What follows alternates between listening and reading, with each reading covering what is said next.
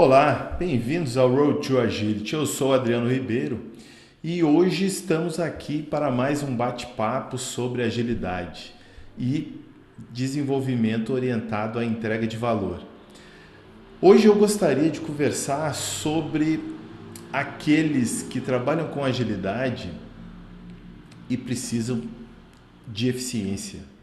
Por exemplo, se você é consultor, você trabalha numa fábrica de software, ou você tem uma fábrica de software, como é que são os seus processos? Como é que você consegue definir o escopo, gerar as suas ordens de pagamento, enfim, como é que as suas ordens de serviço, como é que você gerencia, como é que você acompanha, né? Como é que acontece? É difícil, né? Eu sei que é extremamente complicado a gente trabalhar com times, com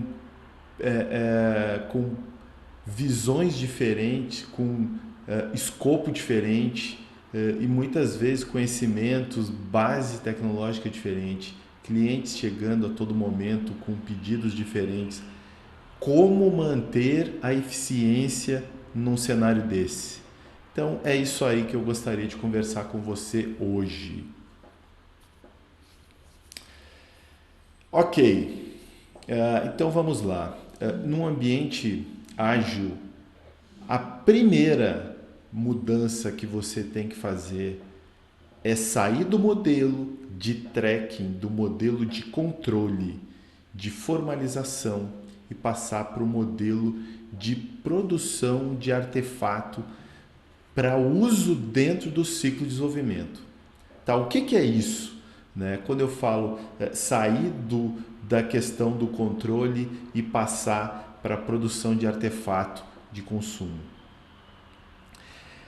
No desenvolvimento, a gente tem muitas oportunidades de produzir artefatos para que o desenvolvimento fique todo formalizadinho, fique todo certinho. Mas com isso a gente acaba gastando uma energia desnecessária, né? Então, no desenvolvimento ágil é importante que você sempre esteja orientado à entrega, né? Então, essa é o principal segredo, é você, tudo o que você for fazer, você tem que considerar no que isso está me ajudando a produzir software melhor, mais rápido e mais barato, né? E esses três pilares que eu falei de resultado, que é software mais rápido, mais barato e melhor, eles estão diretamente ligados aos três pilares da agilidade que eu considero, né? Pessoas, tecnologias e processos, né? Onde a gente organiza, instrumenta e executa, né? Tudo bem, mudei o meu mindset para desenvolvimento ágil. É assim? Ah, eu quero mudar e pronto? Não, isso é complicado. Porque, na verdade, a gente só precisa de uma mudança em termos de mindset, né? É a orientação para o resultado. Beleza, no momento que eu mudo e eu passo a focar no resultado, no produto, eu preciso instrumentar. E aí então a gente precisa de técnicas. Eu não posso continuar especificando do jeito que eu fazia. Eu até poderia estar usando user stories, usando wireframes, mas como esses requisitos estavam sendo definidos? Em que tipo de reunião? Quais eram os ritos usados assim? Eu não posso mais me preocupar no processo acima da entrega. Eu preciso que o processo contribua para a entrega. Então aí vem o primeiro pilar para sustentar uma entrega produtiva, sustentar uma entrega eficiente. É que o meu processo ele tem que perder a característica de controle, de formalização e rastreamento de tudo que acontece para a alimentação da etapa posterior, seja ela qual for. Ao invés de você trazer um processo já pré-definido, defina um processo de acordo com as suas características, né? É até muito comum se dizer que no desenvolvimento ágil você cria os seus monstros e você lida com os seus monstros. Não traga os monstros de outro para o seu ambiente e tentar adequá-los à sua realidade. Porque aí vai vir aquela conversa, eu uso o processo ágil, mas a gente muda um pouquinho. Não tem problema mudar um pouquinho. A mudança faz parte e a mudança é esperada. Porque se você está mudando, você tem a possibilidade de estar fazendo melhor, né? Ou não, pode acontecer de fazer pior, mas você vai saber. Você sempre tem duas possibilidades no final do seu ciclo. Ou de você estar melhor ou de você estar pior. E se estiver pior, você vai ter a oportunidade de buscar o motivo de estar pior. Eventualmente, foi uma coisa pontual daquele ciclo, né? Não significa que tudo está ruim porque um ciclo apresentou um problema na entrega. Então, é muito importante que você instrumente o seu processo para a entrega, não para o registro e formalização. Não obrigue a execução de ritos para pura e simplesmente dizer, eu fiz uma reunião de planejamento, eu fiz uma reunião de retrospectiva, né? Não, assim. Se o seu time já se comunica, já é fluente, já é maduro, já trabalha junto há muito tempo, por que você burocratizar o dia a dia deles? Toda burocracia vai impactar no custo direto do seu projeto, né? E outra, que a burocracia reduz a liberdade, reduz a transparência, e se reduziu a transparência, está reduzindo a sua agilidade. Ok? Então vamos lá. Segundo pilar, tecnologias. Ok, você precisa de tecnologias para te preparar para um ambiente ágil, né? Se você tem um processo que está gerando os artefatos que você precisa, nem mais e nem menos, aliás, isso é muito importante, não reduza o artefato achando que isso vai te trazer agilidade. Se ele é importante, ele é importante. Se ele é necessário, produza, né? Agilidade não é ausência de documentação e de formalismo. Agilidade é pura e simplesmente eficiência no consumo de recursos, mais uma eficiência que você desenvolve, que surge a partir do caminho que você trilha, né? Então tá. Precisamos de tecnologia. Tudo bem, tecnologias em que frentes? Formalização de requisitos. É importante que você consiga definir os requisitos no nível que o seu time técnico considere suficiente para desenvolver as soluções que você precisa. Não defina os requisitos com base no método ou no nível de granularidade que não seja suficiente, porque aí o seu analista de requisitos vai estar feliz porque produziu o requisito e o seu time técnico não vai usar, ou vai reespecificar, ou vai ficar chamando o tempo inteiro o analista de requisito para tirar dúvida e tal. O fato da gente incentivar a comunicação não é esse tipo de comunicação. Não é entregar um requisito em desalinho com o time que vai agilizar a sua modelagem, que vai agilizar o desenvolvimento do módulo. Não é assim que a gente força a comunicação. A comunicação tem que ser algo natural incentivada no time. Deixa que a gente vai falar no terceiro pilar. Ok. Tecnologia na especificação. Então, como eu falei antes, né, eu acabei citando o User Stories e o Wireframes, né, porque são duas formas que eu gosto de usar, mas atualmente até eu tenho começado a usar a orientação a cenários e, mais importante, com base numa sintaxe mais objetiva, né, que vem da linha behavioral, né, que é do BDD, né, a orientação ao comportamento. Por que isso? Uma das formas de você tornar mais eficiente a comunicação é colocar todas as pessoas falando a mesma língua, ou seja, o seu negócio, os técnicos e os testers. Se esse pessoal estiver conversando sem muito ruído, sem muita tradução, é mais fácil de você conseguir um trabalho mais eficiente, né? Então, e outra, fica mais fácil e mais objetivo do seu analista de negócio escrever os requisitos, mapear o que interessa, extraindo todo aquele ruído, todo aquele contorno que eventualmente uma user story possui, né? Tem para criar o contexto, e você já trabalha objetivamente focado em cenários, né? E outra vantagem de se trabalhar assim é você poder incluir um determinismo, porque você já vai direto na lista de cenários que farão parte daquele escopo que está definido.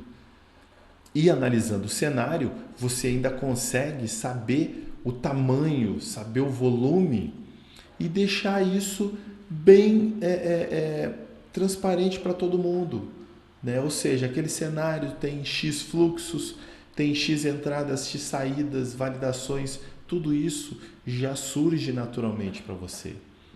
Os cenários de teste podem ser desenvolvidos ou projetados em paralelo com as rotinas, e as rotinas podem ser também desenvolvidas em paralelo de acordo com o tamanho do seu time, né? Então, e isso a gente só considerou a tecnologia de especificação. Olha só, uma única tecnologia já pode te ajudar demais no desenvolvimento. Ok, agora a tecnologia para o desenvolvimento.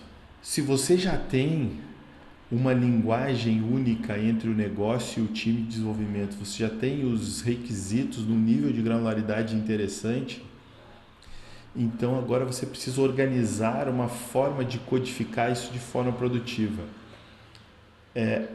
Essa codificação independe do padrão de construção, mas é importante que você tenha um padrão e que você teste cedo. Se você não tem um time de teste específico para fazer isso, os desenvolvedores vão fazer esse desenvolvimento, né? Então, e mesmo que você tenha um time de teste, é importante a automação, ou seja, a sua aplicação precisa ser testada. Todas as camadas delas precisam ser testáveis, porque isso vai servir para você depois em renegociações como métricas de qualidade. Sem métricas de qualidade, né, você não sabe se você está indo bem ou está indo mal. E eu não falo disso para saber, para você descobrir quem está mais lento, quem está mais rápido. Não é disso que eu estou falando. Isso não importa. Às vezes quem está mais lento pensa mais, faz a coisa com mais critério e com isso acaba cobrindo gaps que eventualmente quem faz mais rápido deixa. Então isso aí você tem que avaliar no seu time o comportamento, mas quem busca agilidade confia no time e incentiva o time a melhorar. Não cobra do time que faça pura e simplesmente e usa toda a informação produzida pelo time contra ele. Isso não é um ambiente saudável, né? Então,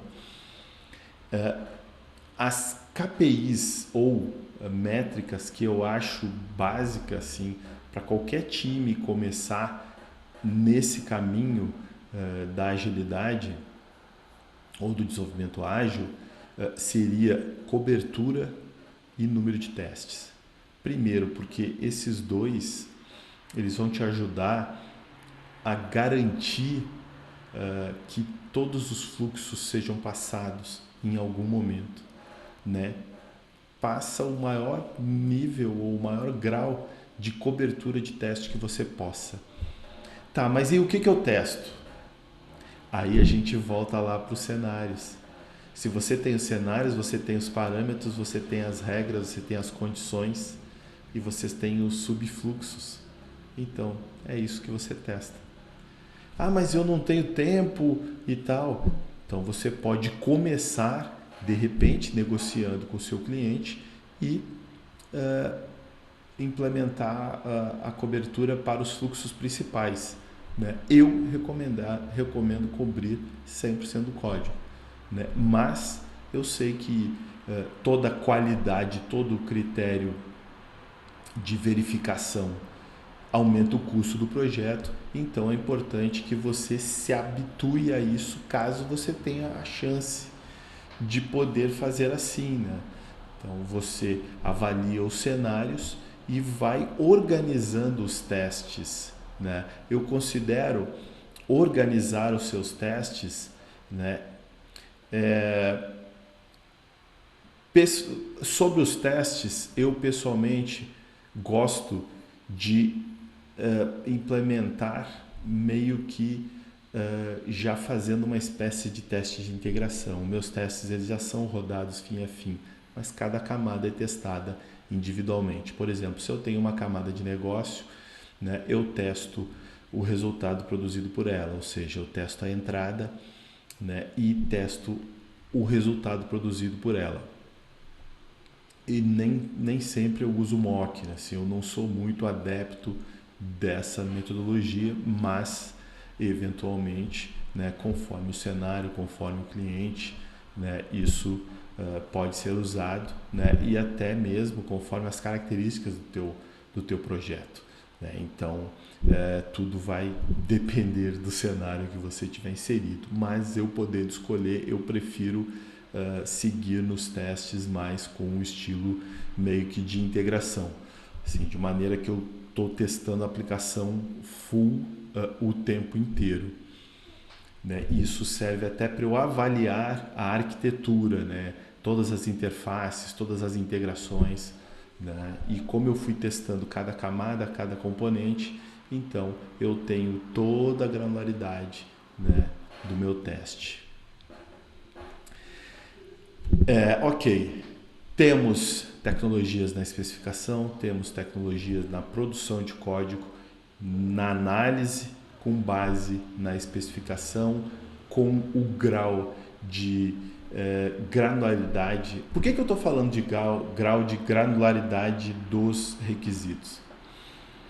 Porque se você tiver de menos, você vai ter problema no desenvolvimento, você vai ter problema de teste, você vai ter uma comunicação excessiva entre o time de negócio e o teu time de negócio, que poderia estar fazendo outra coisa, já pensando no próximo módulo, no próximo escopo, ele vai estar preso dentro do ciclo atual que já deveria estar bem definido. Eu não estou falando que você não deve ter esse tipo de comunicação, sim, mas é que vai influenciar o seu custo. Do mesmo jeito, se você tiver uma especificação muito detalhada, mais do que o seu time necessita, então o seu analista de negócio, seu time de negócio, ou até mesmo você, caso você seja um consultor, trabalhe sozinho, você vai gastar muito tempo na especificação e vai perder tempo que poderia estar sendo investido na análise, no projeto da solução que aqueles requisitos vão ser usados. Então é por isso que é muito importante você identificar o nível, e eu acho que uma boa maneira de se identificar esse nível é usando a linguagem Gherkin proposta pelo modelo BDD, né, de desenvolvimento, né, a orientação ao comportamento. Ok? E o terceiro pilar é o da comunicação. Então, da comunicação, o tipo de comunicação que eu acho saudável para um time ter é o de troca de ideias, discussão de cenários, criação de modelos e estilos de desenvolvimento.